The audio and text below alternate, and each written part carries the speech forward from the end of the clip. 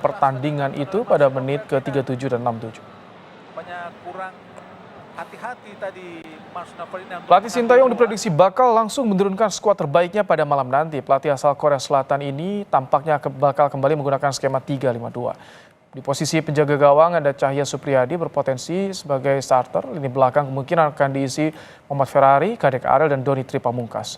Lini tengah, ST dapat menurunkan Arkan Fikri, Rivaldo Pakpahan, dan Victor Detan. Adapun di posisi sayap kanan kemungkinan bakal diisi Asnawi Mangku Alam, sedangkan di posisi sayap kiri bisa menurunkan Pratama Arhan. Dua striker dapat diisi Rafael Struijk dan Hoki Caraka. Keduanya selalu dimainkan STY dalam 2 pertandingan terakhir, saudara.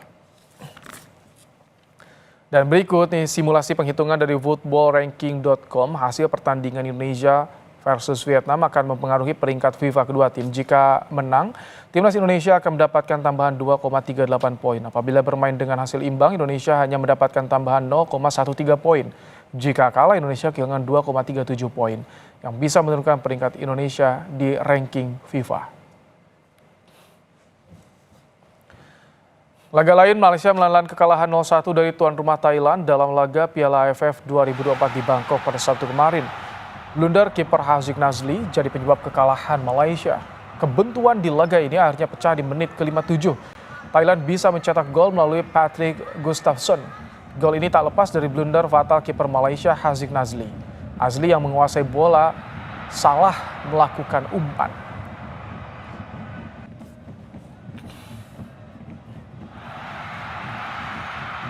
Skuad muda Garuda bakal menghadapi Vietnam di laga ketiga grup B Piala AFF 2024. Bagaimana peluang timnas nanti malam? Kita akan bahas bersama dengan pengamat sepak bola M. Kusnaini. Selamat petang, Bung Kus. Selamat petang, Ibrahim. Jadi kalau untuk malam ini, kira-kira prediksi line up pemainnya seperti apa, Bung Kus? Apakah akan banyak eksperimen atau ajak nih bakal menurunkan banyak pemain senior nanti? Iya, saya pikir 2 pertandingan awal yang dihadapi di AFF ini sudah cukup bagi Sintayong ya untuk mencoba melihat materi pemain. Dan kita saya pikir sudah mulai bisa meraba bahwa tim ini akan bertumbuh kepada beberapa pemain yang dalam 2 pertandingan sudah menjadi starter. Jadi mungkin Sintayong kali ini dengan tidak adanya Marcelino akan bermain dengan 3 gelandang, di mana 2 di antaranya akan bermain sebagai double pivot ya, supaya lini tengah tidak kedodoran ya. Kita tahu bahwa Vietnam ini punya lapangan tengah yang sangat kuat, mereka punya pemain yang cukup legendaris di sana ya, Nguyen Phuc Van Hai sebelumnya. Bisa jadi nanti kalaupun dimainkan Detan, mungkin nanti di depan Rafa akan bermain agak sedikit melebar ke kiri dan Hoki akan menjadi target sebagai striker nomor 9, Detan di kanan, Rafa di kiri. Kurang lebih mungkin akan seperti itu. Ini kalau misalkan Detan free roll, ini artinya akan menggantikan posisi Marcelino. Iya, tapi memang segala sesuatunya saya pikir nanti akan ditentukan oleh kondisi terakhir ya. Karena karakter bermainnya Detan ini kan lebih sebagai winger ya. Jadi kalaupun dia dimainkan sebagai pemain starter, mungkin akan bermain lebih melebar ke kanan dan akan mengapit Hoki yang juga akan diapit di sisi yang lain oleh Rafa Struijk. Tapi bisa jadi seperti yang saya bilang tadi, Detan akan didorong untuk bermain lebih sedikit ke dalam, karena dengan bermain sedikit ke dalam juga akan membuat lapangan tengah lebih penuh ya. Kita perlu lapangan tengah yang kuat sekali lagi. Melawan Vietnam dengan materi pemain yang sangat berpengalaman, materi pemain yang bisa dibilang senior, kita perlu kuat di lapangan tengah.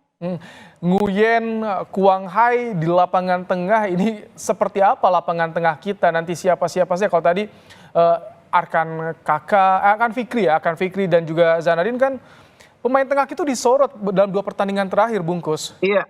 Memang formulasi betul. Seperti apa nanti lapangan tengah kita untuk bisa mengimbangi Vietnam nih? Iya, waktu lawan Laos pun kita kan banyak kena kebobolan itu dari serangan balik cepat yang tidak difilter oleh lapangan tengah ya. Jadi istilahnya striker-striker lawan itu langsung duel dengan back-back kita. Langsung duel dengan tidak hanya dengan Kadek Ariel, dengan Kakang, tapi juga dengan Ferrari yang membuat pertahanan kita jadi goyah. Filter di lapangan tengahnya agak kurang. Nah, peran itulah yang harus diperbaiki ketika melawan Vietnam. Karena itulah saya mendorong Sintayong nih untuk memainkan lapangan tengah yang lebih kuat bertahannya. Tidak tidak cukup hanya mengandalkan Arhan ya, harus ada pendampingnya, entah itu Janadin atau Robi Darwis. Nah ini yang akan membuat lapangan tengah bisa lebih kuat berduel dengan Vietnam. Tapi tentu tidak boleh diabaikan pemain tengah juga harus ada yang punya kemampuan mensupport di depan.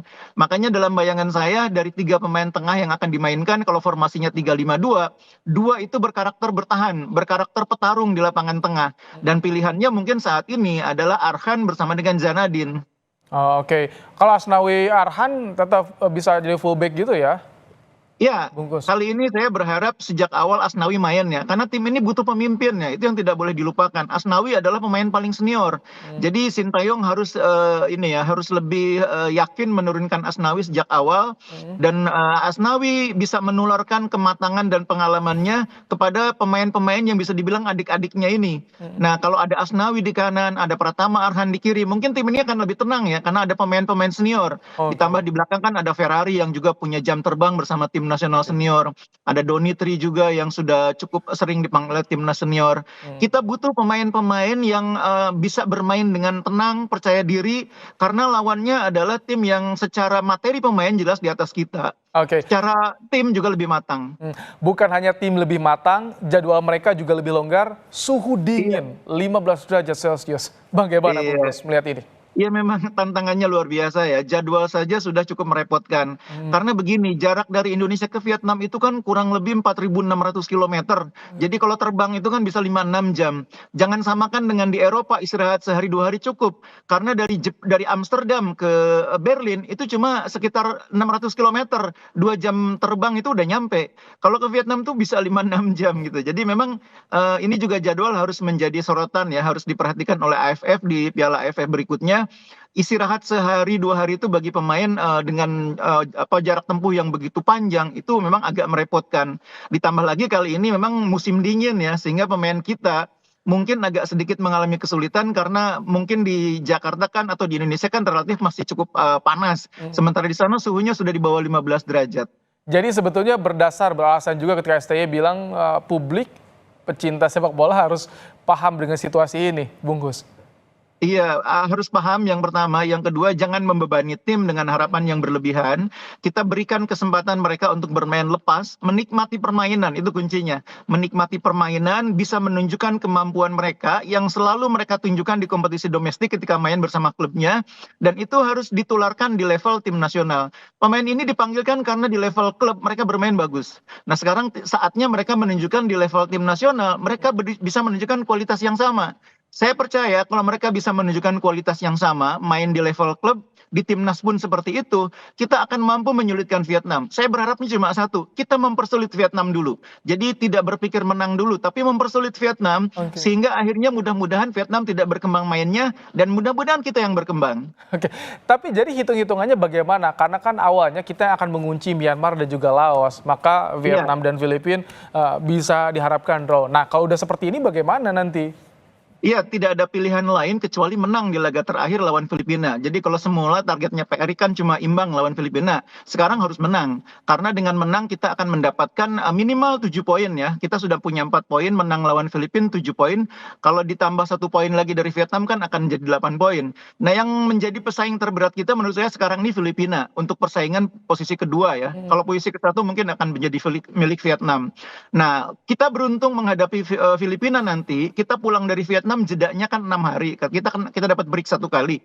Nah ini yang saya pikir harus dimanfaatkan betul. Melawan Vietnam itu adalah kesempatan untuk menaikkan mental bertanding, moral bertanding para pemain. Sesudah kemarin lawan Laos ini agak sedikit turun karena di luar dugaan nggak bisa menang. Nah sekarang lawan Vietnam, apapun hasilnya, tapi moral bertandingnya harus tinggi. Pemain harus dapat tambahan kepercayaan diri, tambahan mental bertanding yang bagus. Jadi lawan Filipina nanti kita Tapi ini bisa nggak? Maksudnya apakah seorang pemain bisa lebih dengan mudah untuk membangkitkan, meningkatkan kembali mental mereka setelah terpuruk? Karena ini rata-rata usia pemain kita 19 tahun loh, Bungkus. Iya, jadi ini peran pelatih, peran manajemen tim ini sangat penting ya, bagaimana menciptakan suasana rileks, nyaman. Pemain itu biasanya memang kalau habis kalah itu down ya, tapi biasanya 1 hari aja, 2 hari itu udah lewat. Karena itu penting menciptakan situasi di dalam tim yang kondusif, yang membuat pemain itu bisa cepat melupakan hasil-hasil kemarin. Nah kemarin memang lawan Laos itu hasil yang harus dilupakan. Karena lawan Vietnam ini mental mereka ini harus tinggi ya, harus tinggi betul-betul. Kita kalah secara materi pemain, kita juga kalah dari dukungan pemain. Jadi yang bisa mereka menangkan adalah mental bertandingnya harus bagus. Kalau mental bertandingnya kuat, positif, nah kita bisa mempersulit Vietnam. Termasuk bisa melupakan ketika Marcelino harus absen karena yang menjadi tumpuan di tengah itu Marcelino loh, Bungkus. Iya, betul. Memang sangat disayangkan ya Marcelino tidak bisa main di pertandingan yang sangat penting ini. Tapi setiap tim akan menghadapi situasi seperti ini. Kehilangan pemain entah itu karena absen, akumulasi atau cedera itu harus diantisipasi. Dan saya pikir pelatih juga sudah memperhitungkan itu. Oke. Sekarang kan tinggal bagaimana ketika Marcelino nggak ada, strategi penyesuaiannya bagaimana? Makanya tadi saya dorong strateginya adalah mengubah cara main di lapangan tengah dengan menghadirkan gelandang yang tipenya lebih petarung. Oke. Satu lagi nih kredit bagaimana untuk seorang Cahya Supriyadi lawan Myanmar, kita lihat bersama penampilannya apik sekali, Bungkus. Iya, Cahya mudah-mudahan bisa tampil maksimal ya, karena ini akan menjadi pertandingan yang cukup sulit bagi penjaga gawang. Vietnam sangat besar kemungkinannya menguasai permainan dan menciptakan banyak peluang. Kita butuh kiper yang tenang, percaya diri, dan dalam kondisi terbaik. Mudah-mudahan Cahya memenuhi ekspektasi itu. Amin, semoga kita semua tentu mendoakan untuk timnas malam nanti bisa Amin, meraih amin. menang lah pasti tentunya. Terima kasih Bungkus untuk ulasannya Sama-sama. di program Kompas Petang sore hari ini.